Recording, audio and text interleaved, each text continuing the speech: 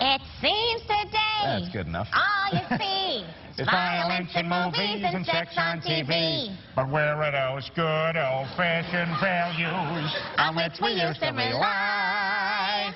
Lucky there's a family guy. Lucky there's a man who positively can do all the things that make us Laugh and cry.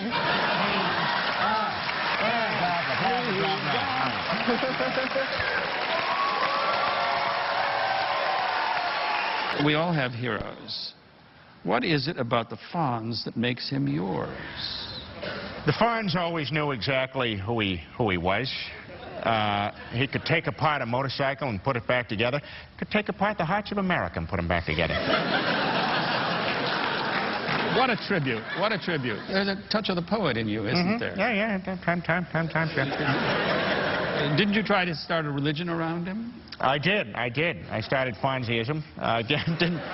Didn't take too well. Lasted about 22 minutes, the average length of any televised situation comedy. Brian? Yes, sir. What? Oh, very respectful. Thank you. Well, I'm on Inside the Actor Studio with James Lipton. Brian, since we all know you were having sex with Jillian, why would you object to having sex with Meg? Because Jillian is hot and Meg looks like a complete dumpster fire. You said you just pitched him once in a meeting, right? I did, James. I think he was in the 4th or 5th show of the first season, and that was the first character that I pitched, and then it just kind of went from there. Cleveland, how do you explain this take you have on the world? Nothing seems to bother you. Well, you know, it's nice to wake up and have a roof over your head, have a woman next to you. If you're so lucky, have food you can just get out of your fridge. That's all good. That's all you really need, isn't it? That guy needs a show. I think that guy's going to get a show. That's right. Mike, a hot-blooded woman like you wind up with a peaceable man like Cleveland. I think it's yin-yang, opposites attract. He divorced me, though. It's over. I know. You quagmire.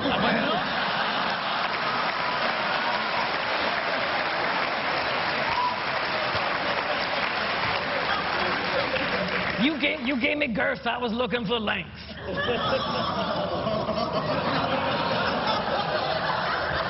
Look, I f*** all comers. I'm like the old-timey boxing version of a guy who likes sex, you know? F***ing all comers right here. My penis versus whoever. Quagmire, we share an interest. We're both pilots. Yes, sir. Are you a pilot as well? I am as well. Oh, shit. What do you fly? Single-engine land. Holy smokes and a vagina. What is it about flying that appeals to you? The women. Pilots get laid a lot. Oh, they do? You know, a lot of layovers, a lot of lay-unders. Oh, I suppose.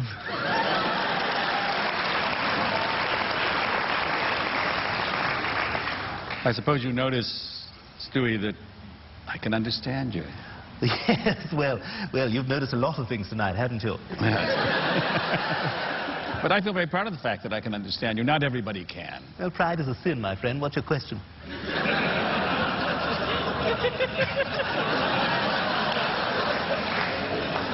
You are a bit snarky, aren't you? From time to time, yes. Yeah. I find it defines me as a person, that and the fact that I stool wherever I please. How have you acquired such a mastery of the English language? I find that English is a fascinating, musical, magical mixing of sounds. I find myself to get sort of a linguistic erection at times. Really? Just the idea of words and what they can do, and what you can do with words, and what words can do to each other. You've said on occasion that you love God because he's so deliciously evil. Oh, he's a bastard. Really?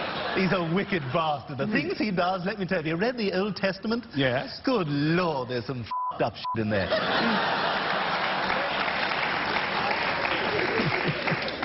Stewie, in a nutshell, What have you got against your mother? This mystique that she's successfully instilled around herself. Oh, I'm the ruler of this castle. You know, I tell you what to do, and you do it, and that's the natural order of things, and it's been that way for thousands of years. And plus, she's a cunt.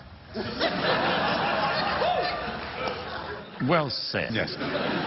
You make frequent sexual references, but what is your age? 1. Wouldn't that... Sorry, 1 3/4. Wouldn't that technically make you prepubescent? My friend, I have had boners that will knock your socks off. It is an absolute... You ever been in the corner drugstore, picked up a pack of Tums? That's what I'm dealing with.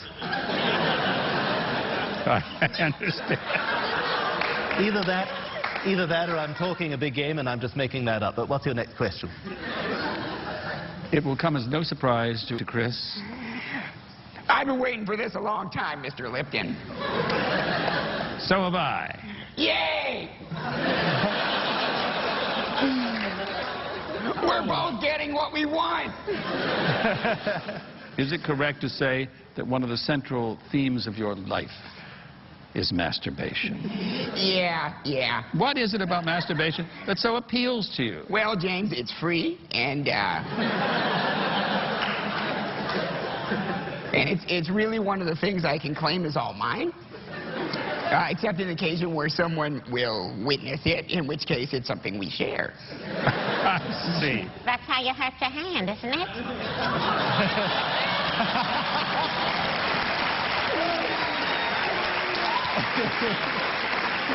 Well, you know, it is quite a workout. Heavy lifting, as they say, Mom.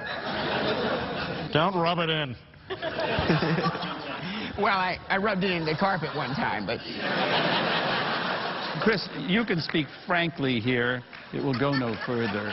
Do you ever have the feeling that your mother may be more affectionate toward others of her children? Oh, no. Me and Mom love each other very much. Oh, you do? Yeah. I'm her favorite. I see. James. What about your sister, May? James. What? He thinks he's my favorite. He thinks... He'll never know. What are you guys talking about? Nothing. Do you feel that your family understands you fully? Well, quite frankly, James, I don't feel that anyone understands me, but that's Really? why I spend so much private time masturbating. Here. You look like an elderly retiree, but you seem to have a lot of life left in you. That's right.